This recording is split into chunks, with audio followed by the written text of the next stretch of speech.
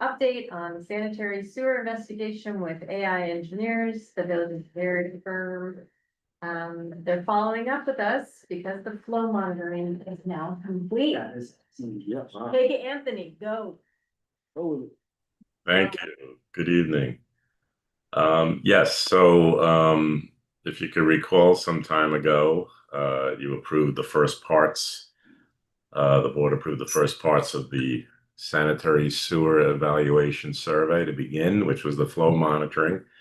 So what we did was we placed flow meters in a number of sewer manholes around the village, waited for some rainfall, took several months so that we could detect the worst areas of inflow and infiltration in the sewer system. This was so we could prioritize repairs and not just boom, repair everything all at once, which would be really just too expensive. So maybe I'll just share my screen. So we prepared. We've got two maps here actually. This is the southern section of the village and the northern section of the village. You can see there's all colored areas. These all represent sewer sheds, where those areas would be tributary through one main manhole, which we divide. So we divided up the village and we placed the flow monitors in these key manholes throughout the village. So what we ended up finding was, these are the subsystems actually all named here. I guess we've got about 10 or 11 subsystems. We came up with three subsystems that exhibited higher than baseline, much higher than baseline flows during rainfall events. So that signifies that there is inflow and infiltration happening. Inflow being like illegal connections to the sewer, say through like a sump pump or someone's roof leaders, stormwater entering directly. Infiltration being water entering like through groundwater, through joints, maybe through manhole cracks, things like that. So in order to prioritize, we targeted these three subsystems at this one about 5 times the baseline, this one about 6 times the baseline, this one about 6 times the baseline. We targeted those to go after first. So this was our proposal at the time. We got through items 1, 2, and 3, and we're now into the investigation. So what we want to do now is go in and TV, look, actually TV the interior of the piping in these three subsystems. Also do smoke testing and also do manhole inspections. So it would be, we'd put out 3 contracts to do that. With a contractor that will come in and clean and TV the sewers and then do smoke testing. And each of those have different roles. The TV work identifies the sections of sewer that we would end up doing a liner inside because there's open joints and there'd be infiltration coming in. The smoke testing would identify like pipe connections because what happens is they pump smoke down the manholes and you get smoke coming out of people's roof gutters or you get smoke coming out of a sump pump. We have to notify the residents at the time of doing this because there could be smoke coming out of front lawns if there's a broken lateral. So that'll identify actual literal connections. And then we do the manhole inspections as well. We look at the manholes and see which manholes need lining.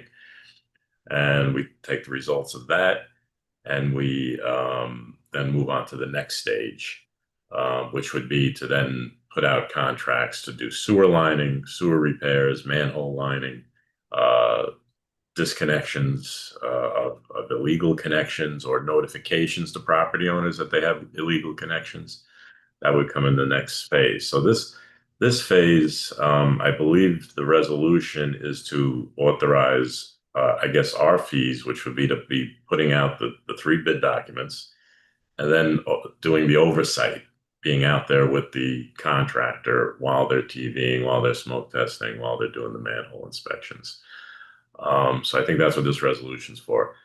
There'll be a later, I guess, resolution that would be approved later once we put the contracts out.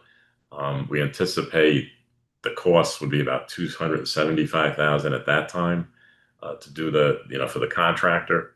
But yeah, that's the step we're at now. So we're in this number 4. This was what was marked up last time. We did the first 3. We're in number 4, and then we have 5 and 6, and possibly beyond. Who knows? But sewers kind of never go away and continue to be a maintenance thing. But this is a good start. So the estimates that you have here are based on doing just 3 sites? Right. Right. And what changes if it's not, if it's 4 or really if it goes up? My only thing I wanna just flag is that Walgrove is, was like next in line, I think, on there. And, that would be my only point of consideration, is because we are, we've been focusing a lot on that for grant opportunities and. For the storm sewers. Oh, that's storm sewers, but it would all time together if we were doing it up, That makes sense. So, so would that change the estimates if it was 4, because it's still 3 bid documents, it would just be Right. for 4 locations, because the 3 bid documents are for the It's- 3 That contracts. won't change. The 3 bid documents doesn't change. Okay, It's one is for TV work, one is for manhole inspection, and one is for smoke testing. so the resolution that we would have tonight is still the same total if we were to say we wanted ultimately to do 4 locations.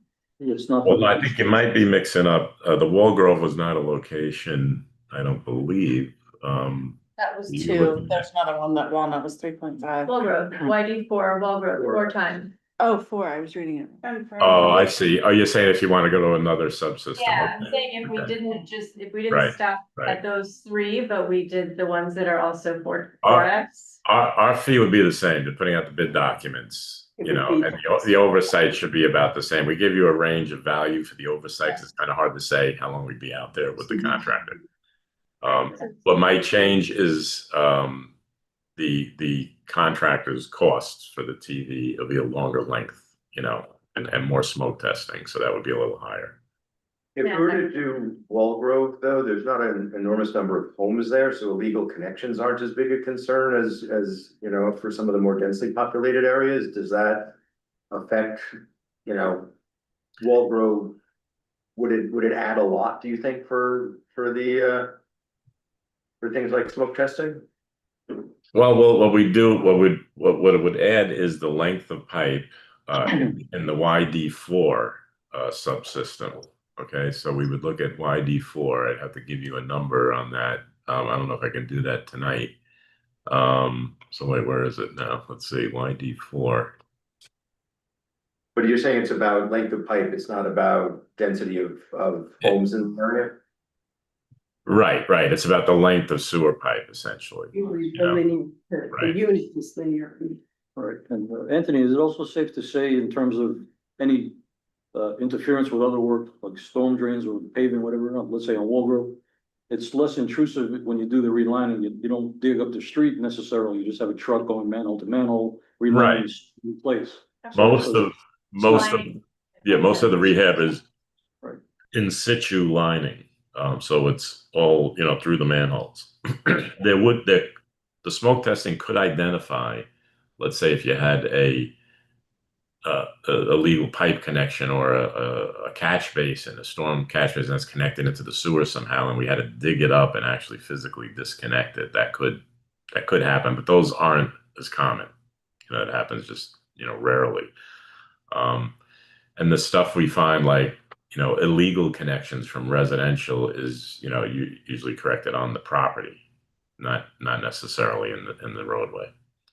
Not our cost or the roads. Yeah. But Anthony, could you go back to the list of the locations, please?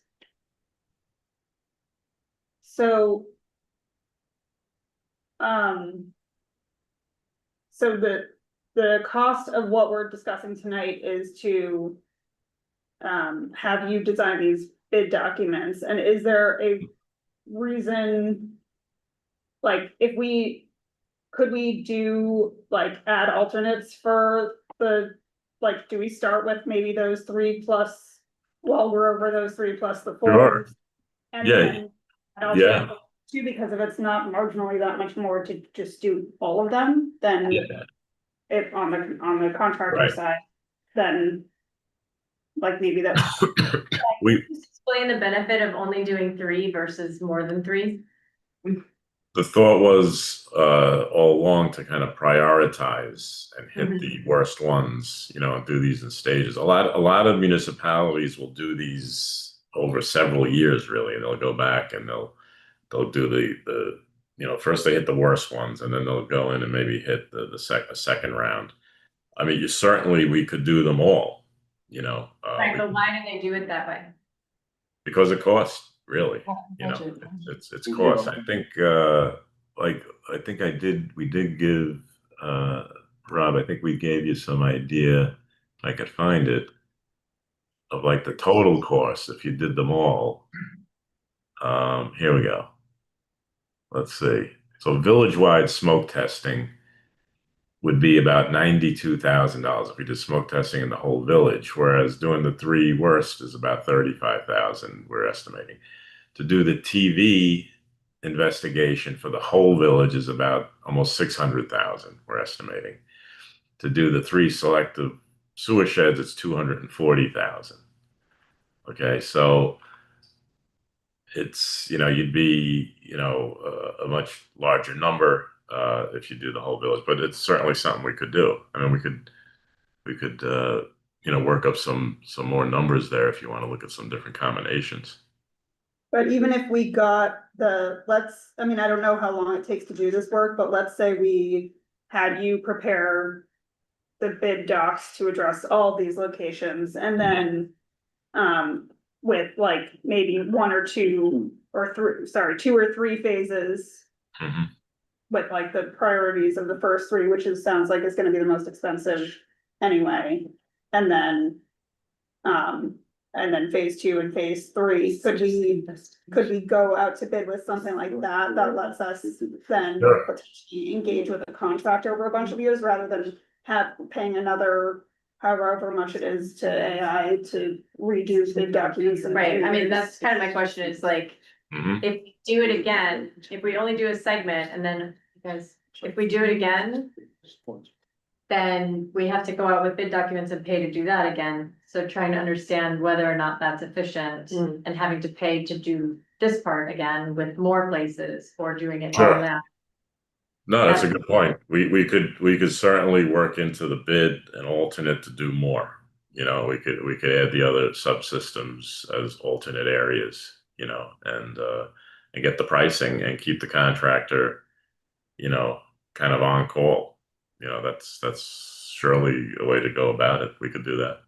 Mhm. This was folded in with our capital budget discussions too. There's a lot of capital projects coming to do them all. If we did them all, we couldn't afford to do them all in 1 year. So the thinking at the time was breaking them out into manageable chunks. That all has to get done, and it should be like on a repetitive basis. You should put money away every year to fix sewers all the time. Right. But This is the just, triage, though. yeah, right? but this is just, starting. yeah, this isn't to do the actual capital projects, yeah. Right, but if you're gonna triage, you need to sort of know the condition of the whole patient, right? Right. And that's- Do the worst That's ones what first. his report Right, indicates, so- the flow monitoring Yeah. report. Right, but what amount of work for fixing comes from This. the projects that we're talking about bidding now, so, you know, it might, I don't know, I'm just assuming that it would lead to, sort of a more accurate sense of where the priorities are if we had a wider scope on, you know, what's under the village. I mean, I think there's some advantage to keeping it kind of close to the time frame that you can anticipate, like going in and doing, let's say, the sewer lining. Like you wouldn't want to do the TV investigation and then go do the sewer, like a sewer lining in one of these subsystems, like 5 years later, let's say. You want to have a more current, you know, so Right. you want to TV it around, you know, to get the current condition, because, you know, they're always degrading. If we can get the information. No, it changes over time. Yeah, it only, but we might, priorities might shift if like. I don't know, like, I just feel like we don't. I think that what he's saying is that, correct me, Anthony, Mhm.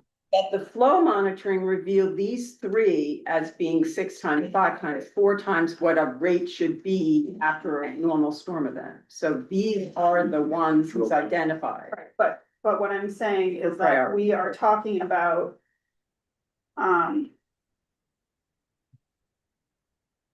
$105,000 for, I believe, just the Drawings. drawings. Not just for the drawings. The bid documents are one thing. I think we have 30,000 on there to do the bid documents.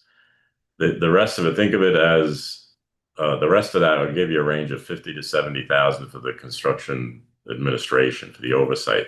You need to have the engineer out there with the contractor doing it. So if you add to this and we do more subsections, that number will get bigger too. If we had to put out another TV contract in a year or two, we now have this contract that we put together. It would be a quicker, easier thing to do. Also, That's- probably charge you at the price also. So it's not just, you're not paying for design as you would say, some construction project. You're paying for the service of us being out there monitoring with the contractor and doing the actual TVing and smoke testing, so it's like a combination effort. So that number will grow a bit if we have to be out there for more areas. I'd have to just give you an adjusted number. There's 55 here, in parts 1, 2, and 3.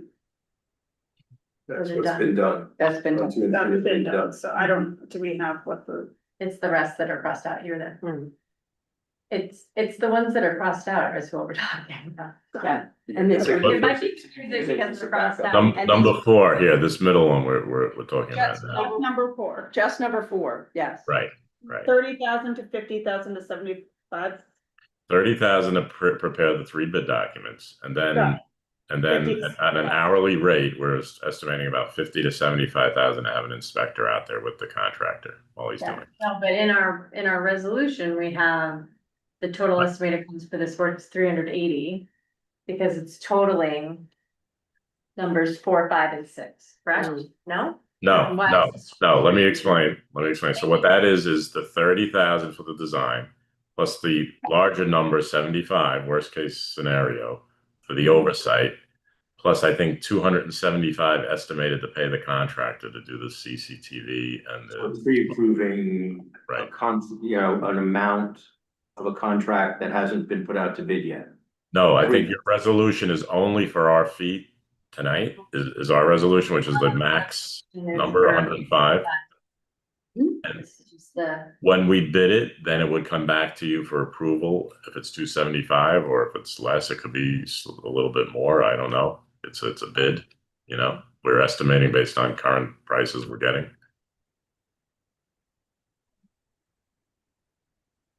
thank you for answering many of our questions.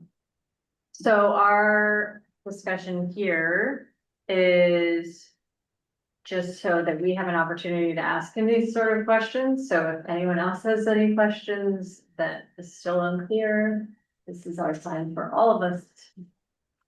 I guess like this may be a dumb question, but it was kind of mentioned, I'm getting a little ahead of myself, but like once the work, when they start doing the work to cure some of these issues, then it would be like, if it's an illegal hookup, it would be the property owner's responsibility or whatever, even if they bought the property and didn't know that there was an illegal hookup, like that would be that's like pretty standard, right? It wouldn't be the village's responsibility. Yeah. And that part falls on, once they identify them all, that goes to the building department for them to enforce, right? Yes, to issue. To issue. Got it. That's right. Just so I'm The clear. illicit discharges, they could get very expensive in terms of fees and fines if you don't take care of them Right. once identified. Okay. But Anthony, could you show us the map again for the area with that sewer shed for like St. Christopher's?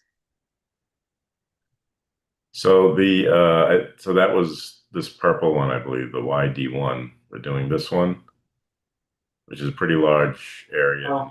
The manhole, the Manhole. flow monitoring manhole is down here, just Yeah. before it goes into the trunk line. Okay. And that's very popular.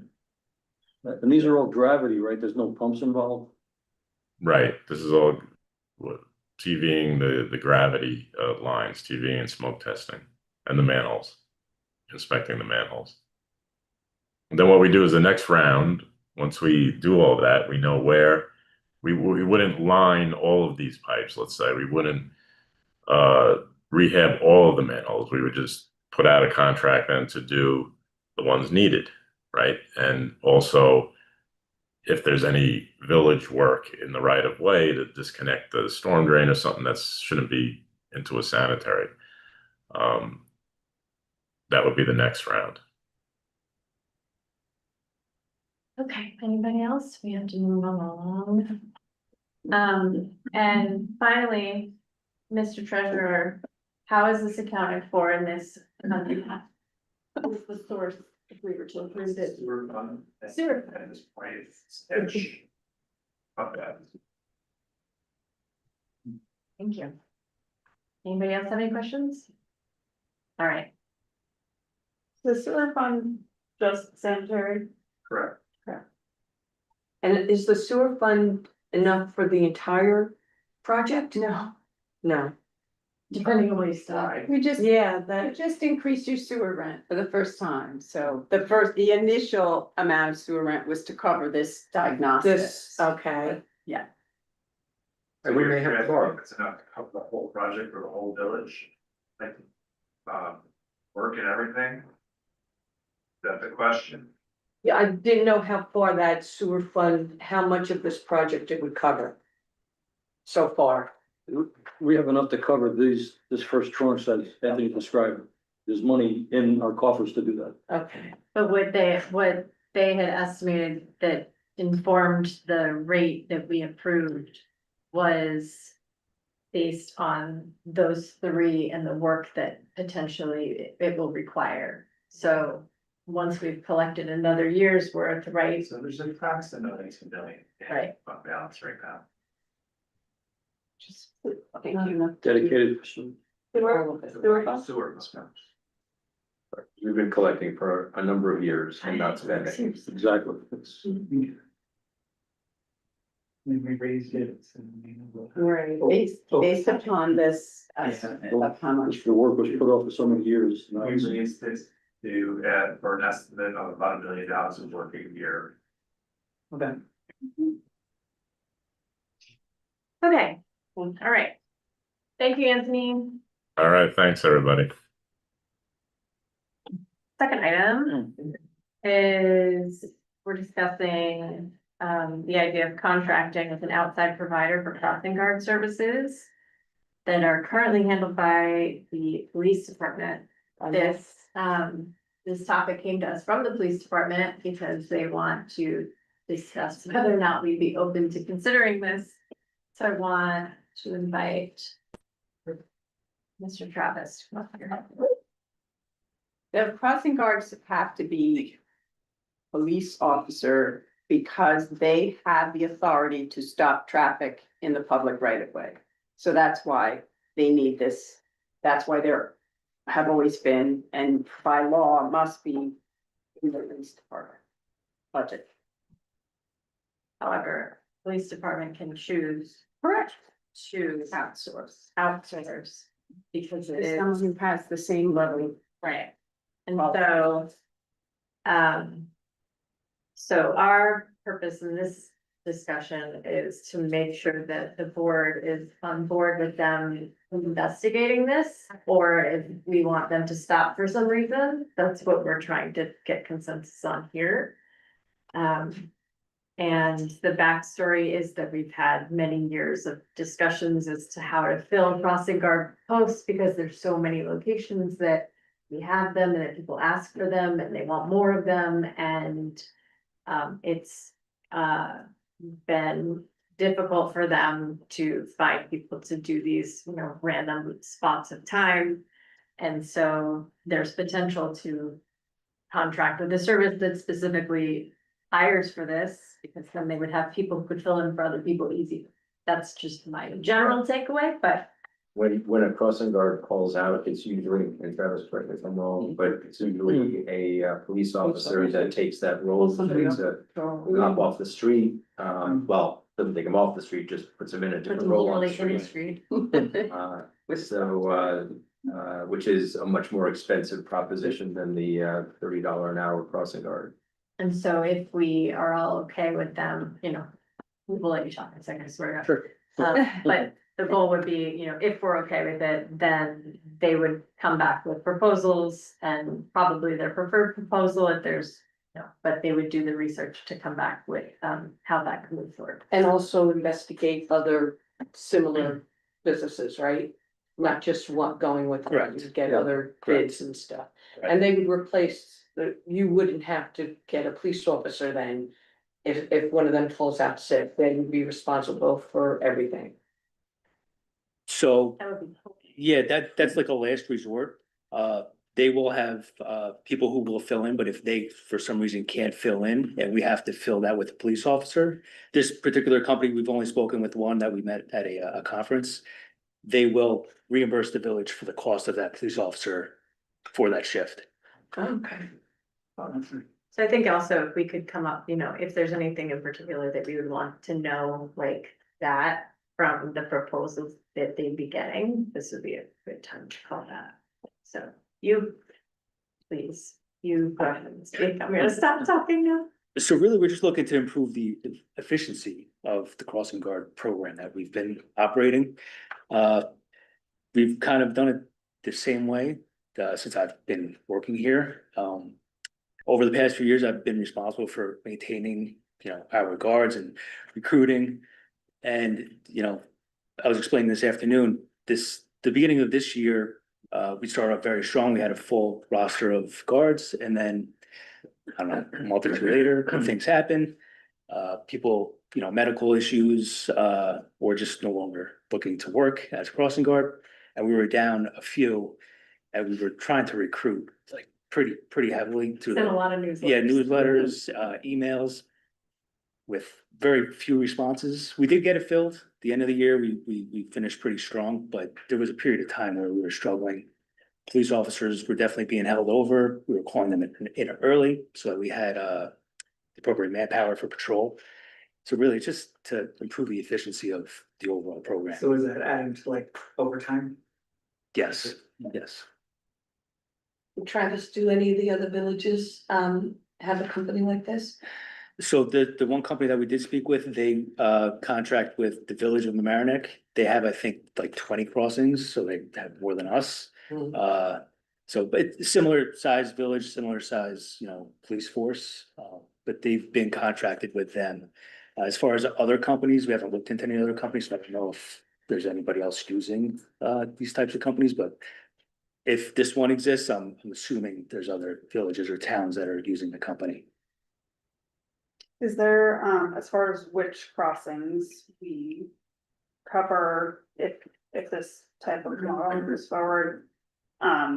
Did they, I guess it would be good to find out if we decide to add or subtract a crossing. Is there some like linear pricing, or is it, do we sort of get a bid on like the universe of crossings in Dobbs-Ferry, and then if we decide to add another one, then like it's a new bid or subject to some new negotiation, or how does that work? So I'm only gonna speak again to this one that we had spoken with. Mhm. They will bill per crossing, per hour of crossing. As far as like removing crossings, I don't think that's possible because, you know, once we have it, we kind of own it forever. But if we're adding crossings, I'm assuming that any company's just gonna bill us more. And what that rate's gonna be, I'm not sure. Just wondering if we should maybe go out to bid with like maximizing the number of. Like, take whatever, I don't know how many we say we have now, like how many. Yeah, 10 crossings, yeah. So like, I can think of a few that aren't staffed with crossing guards that maybe we should at least include in the initial pricing, and then we can always pull back if we want to add them, but I believe in, Rob, I don't know if you're aware, but I think if we were to add any other crossings, school at this point, I think something in the state law had changed. That the school would then need to assist in, providing payment for those. Sure. One question to ask Sure. might be whether if the school wanted to add crossings, whether they could ride on our contract and the billing that we do. But one other question is, the model that I sort of had in my head for this is it's like a temp agency for crossing guards. Is there a model under which we might have a temp agency for crossing guards so that we would maintain what we do, but have an easier time filling spots by, calling 1-800 cross now? Yeah, That's what it is, right? You mean like that we would have our own internal? Well, we would not change the current system, but when somebody calls out, be able to spot fill rather than have a local officer on overtime, come in early, stay late, cover the Right, shift. Like, there's is there- staffing agencies So do it. much more of a temp agency model than a full outsource model. the problem is, as I said, that it has to be certified and trained because they. I'm Shut assuming, down. I'm assuming that. He's not assuming it qualified wouldn't be. people really. That the agency that we might use would be qualified. I mean, my understanding also, part of this is, part of the discussion is, it's probably the highest level of premium for insurance because they're out in the street, so it's the highest level of, so we're paying a high premium to have 10 or more guards out there. So that's the first thing. And plus, Travis mentioned before, managing this program, it's very onerous. So have another company taking care of all those things. I mean, to me, that's the beauty of even discussing this. Right, I'm presuming it comes at a premium over what we're paying now, though, so that's why I'm asking And there are what the. You temp know, agencies for crossing guards in Westchester County, so maybe if we're opening this conversation up, we should both look at full outsource and then also. Never heard of. I just Googled it. Yeah. We could also look at, Yeah, and if we're just looking at getting proposals, like, some of these companies may know that may work with that, so. Yeah. It sounds like Yeah. we're okay with moving forward. Yes. With- The investigation. because there's the some, Investigation. although it's a large workload for you to work on staffing, it is also part of the purview of the department, so how with that, I have to discuss this now, but if that burden were removed from the police department's purview, what additional things are no longer burdened, or how exactly does that reduce overtime? Because I can see a scenario where have less police overtime, but maybe these fees are so, you know what I mean? We need this is just like, as you're doing the research, like, these are the kind of apples to apples analysis. Like, is it cost effective to do it this way? Right. How much would we potentially be saving in overtime versus how much are we then, how much are the proposals coming in for? and what are the intangible benefits that we should weigh at Yeah. the same time? And It's worth investigating. Yeah, during the pandemic period, when the schools went on double shift, like they had a morning session and an evening session, that doubled up the amount of work.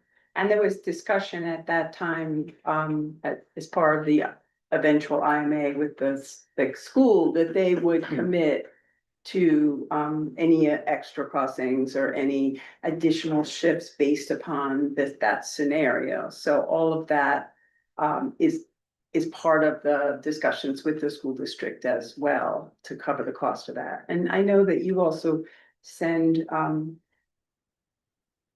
a patrol or a unit to help with crossings for their sports events and their theater events and their, when you need to have. And I'm assuming that they pay that as well? Believe that just comes out of the villages. Oh, okay. overtime. I didn't know if it was like part of the, we discussed recently when you send a team to help Con Edison direct traffic, they pick up that cost, so. Yeah, no, we don't, the police department does not bill the school for those crossings. Okay.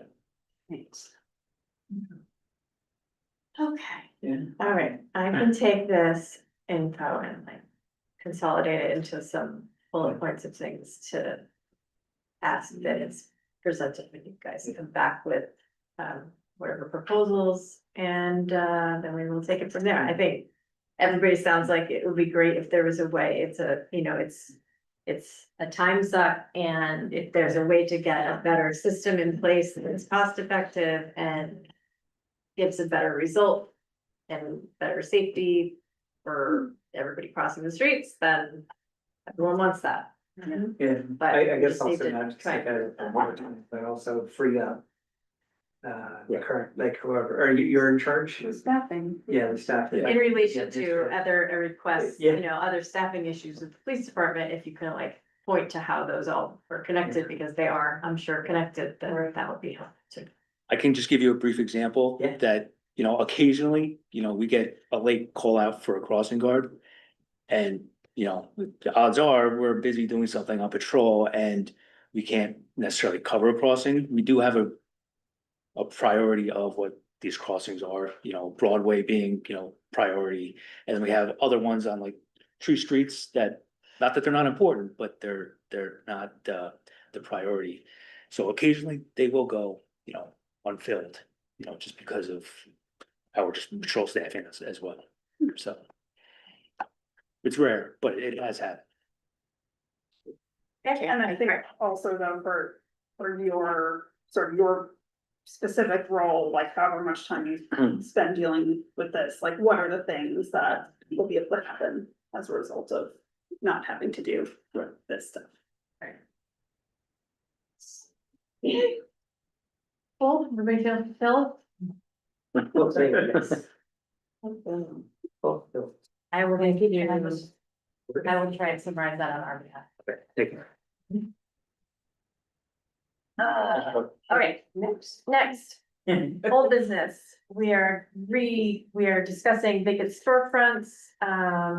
So we have a draft that are putting together. On Jess's and Yeah. Rick's input. Because we already had a discussion about this where we determined the first concept for policy was around vacant properties and storefronts.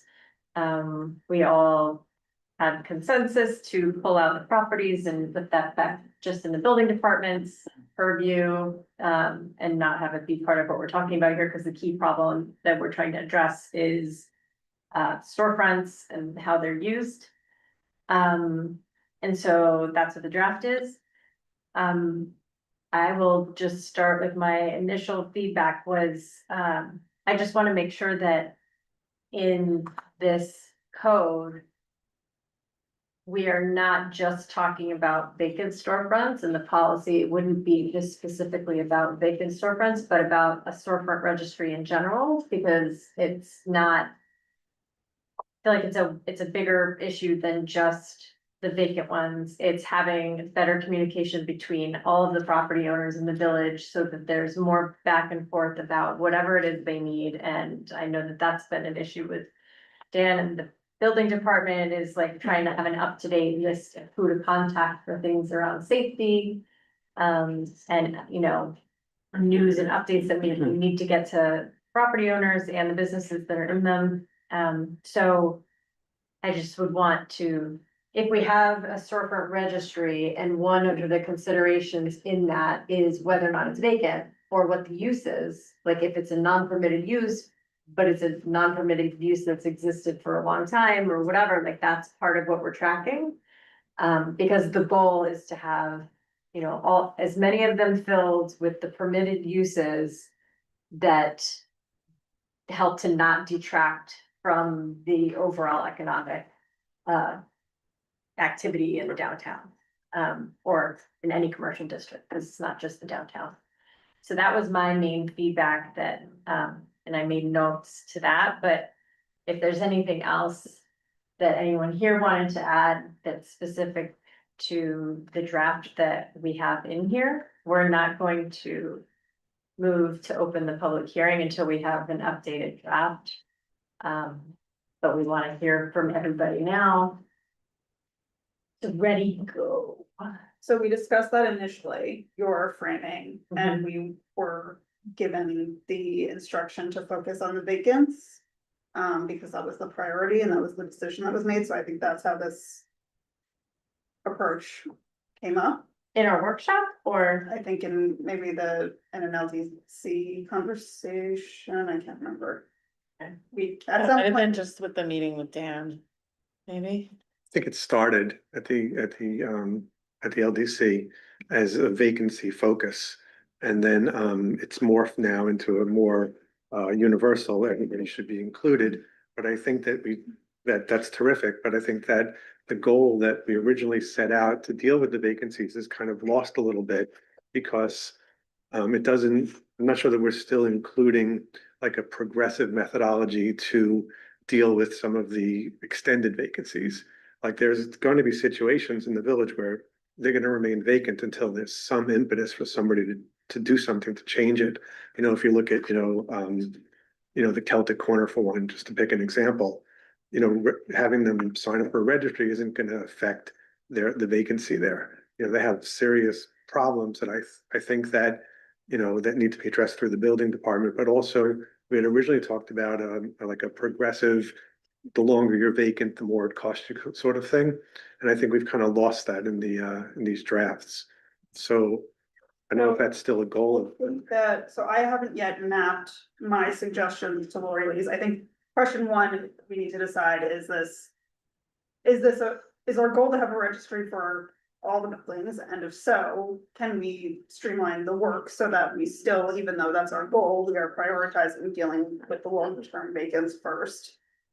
And then secondarily, the actual nitty-gritty of the penalties and fines and who is subject to what at what point, which was most of where my edits landed. So, and I know that a lot of them were incorporated, but I haven't like mapped thing to thing. And I also know that but my suggestions were not, I was like taking it kind of shot in the dark about like a 30 days seems right, but I don't know what we're obligated to provide, or, that's all subject to discussion, but, I don't think they're not mutually exclusive. If the goal is to have a directory or registry, that does not preclude our ability to create policies and code around compliance that have much more teeth than what we currently have.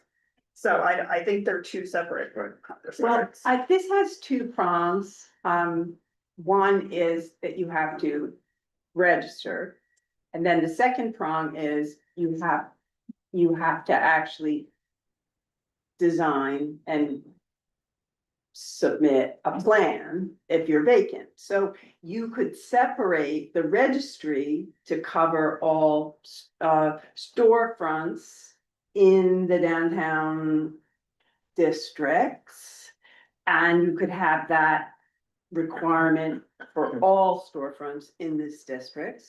And then the second part of it is if you have a vacant storefront, then you have to proceed to develop this plan that provides the enforceable minimums under the code in terms of keeping it up, making it available, removing, broom clean, all of that part of it. So you could change this into a registry and with the added track that you would have to submit a plan for if It's vacant. is vacant. Right, with the notion being that if they didn't adhere to one of the plan options, then perhaps there'd be some consequence for it. Correct, that's, I yeah. think the whole general registry would benefit the village a lot better for emergency services, for building department, for all that. If we could work it in like that. And it's also like, once you You establish it Right. once, and then it's just Right. established, and then it really is just tracking vacancies, because the only thing that changes is when it becomes vacant, that's what. That That's then what you the have to analysis submit is. the plan. Right, And so that it is is- ultimately a vacancy, you know, it tracks vacancies. But like the holistic picture of it is to have the registry of all the locations. Also, because it's not just about vacant storefronts, it's about storefronts that are not being used. Maintain. Code with, code compliant Maintenance issues, uses. anything, yep. Well, no, I mean, like, it's not just empty storefronts that Right, are, it would The be use is vacant if it on- was non-conforming, it would be considered vacant. right, but it's non-conforming, it's not vacant, there's people using it. But not- But it's not legally. non-conforming because it's not one of the uses that they're actually allowed to do for their storefront, and so like this registry then tracks that too. But that's, We. that we can could- be prosecuted. Correct, Right. but this would Already. all be tracked in the same document, we would be able to track, and like how long has something been non-conforming, we can, you know, decide. But do we need to have a piece of code to create a document? I mean, I get the use of the document for emergency services, absolutely makes sense. have. But we already have building code to deal with non-conforming uses, degradation of the storefront, unsafe conditions, we already have that. And, you know, I haven't done a lot more than, you know, looking at the draft, but, you know, and doing a little bit of research, but without like a strong, if the goal here is to reduce vacancies, there's gotta be, you know, it's just more than a list, right? There's gotta be, and I think Rick said it before, there's gotta be some It's interesting. escalating consequences. I didn't see much that looked like teeth.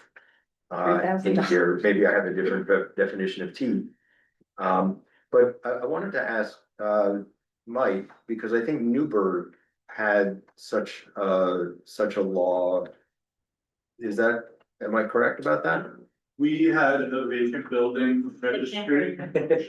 And I recently drafted a rental registry, across the board rental registry, including residences for Croton, and they've adopted that, they have a registry.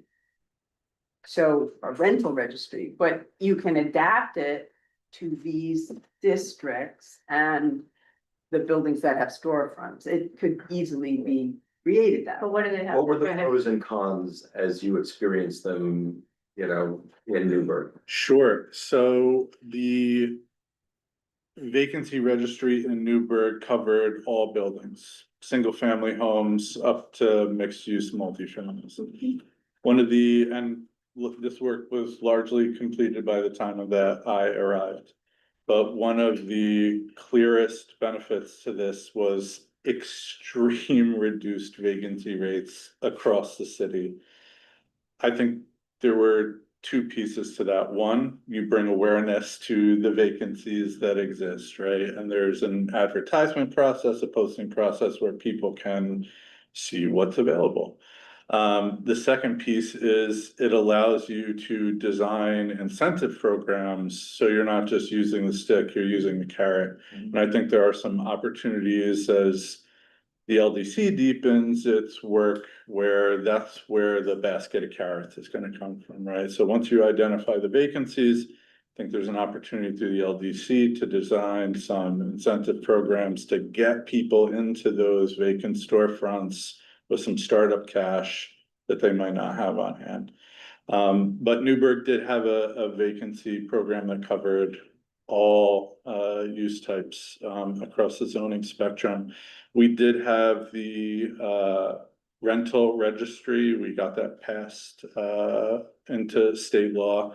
And that allowed us to do quite a few different things.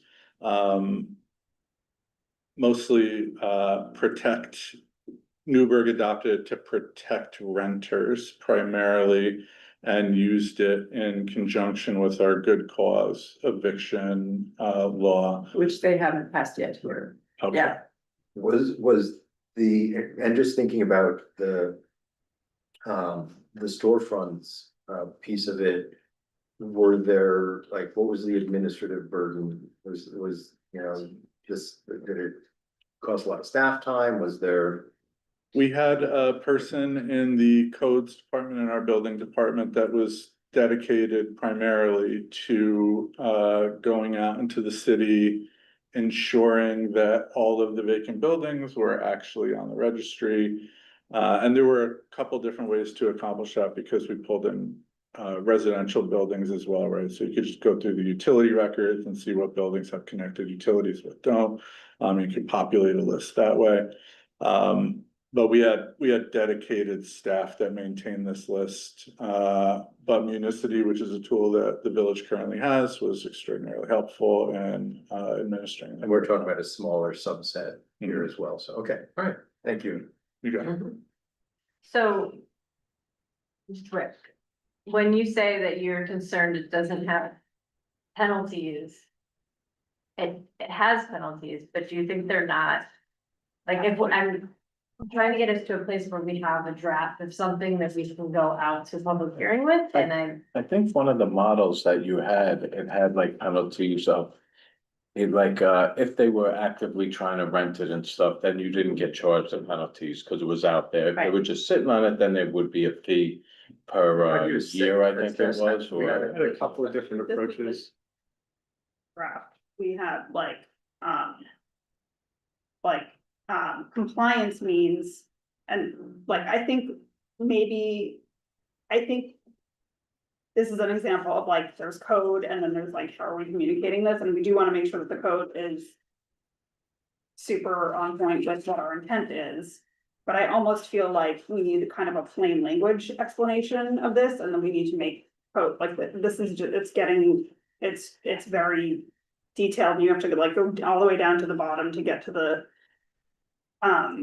The penalties for offenses, it's but not less than 5 or more than 1 for the first violation, not less than 1,500 or more than 30 for the second, not less than 3,000 or more than 5,000. But we had like, if.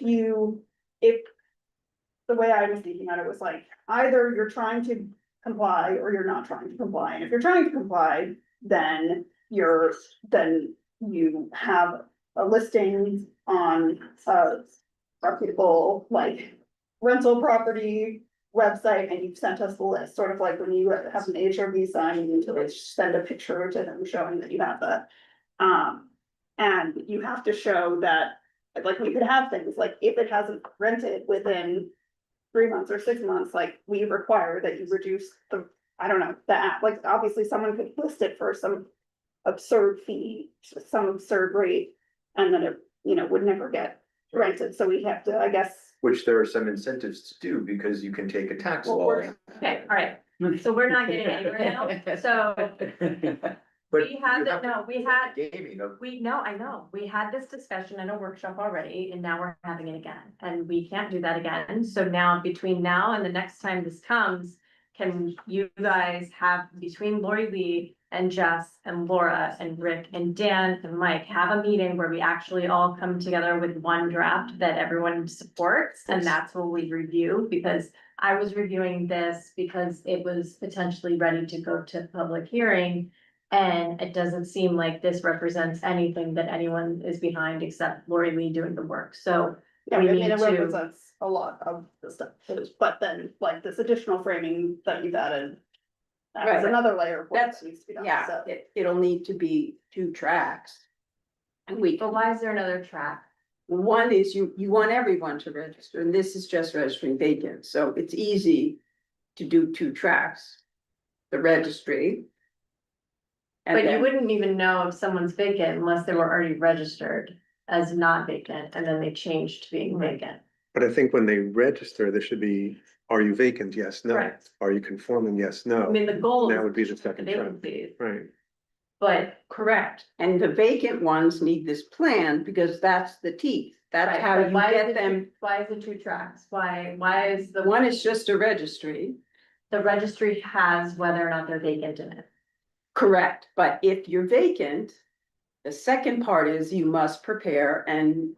But that's just the penalties, that's the. No, a plan has to be Right, but approved. it's not a different track, it's all in the same code, it's the code is No, tracking. but what I'm saying is I have to separate it, you have to separate it out. Right now, everyone's required, only vacants are required, so you're, Okay. if the consensus is we'll expand it. For all But like we can, storefronts.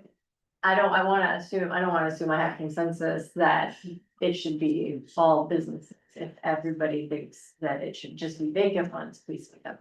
It No. should be all business, Yeah. because guess what, next month, the one that wasn't vacant will be vacant again. So you, But also for first responders. Yeah, and I think the wealth of information you get from registering everybody is very valuable. yes, You know, I would yes. even include tenant and tenant contact information, because a lot of owners are out of state or, you know, may not be, Cause that's what's in the Is it reach? registry is what the business is that's in the storefront. So it's not just the owner, Right. it's the tenant.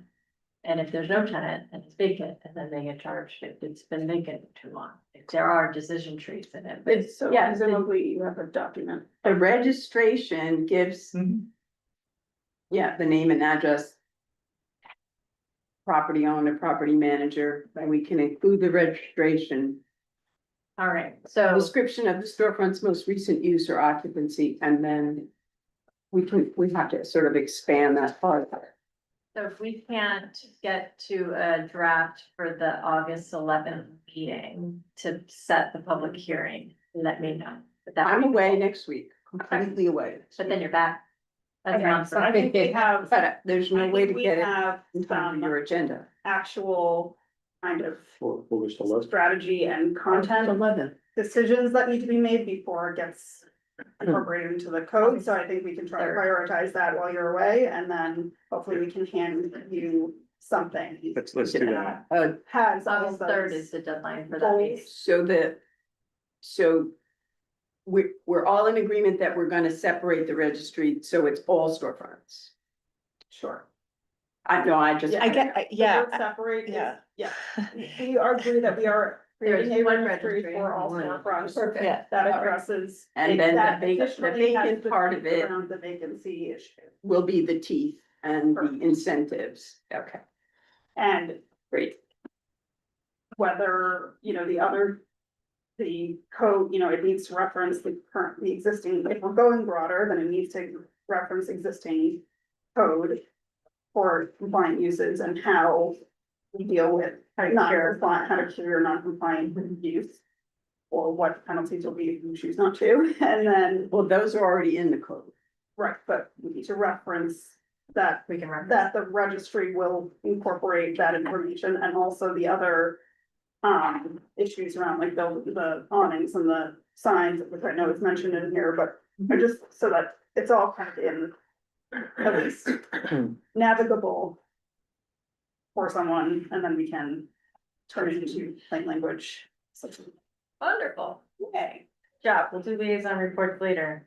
Anyone wanna adjourn this? Can I get a motion to adjourn this meeting? Second, Trustee Zuma. All in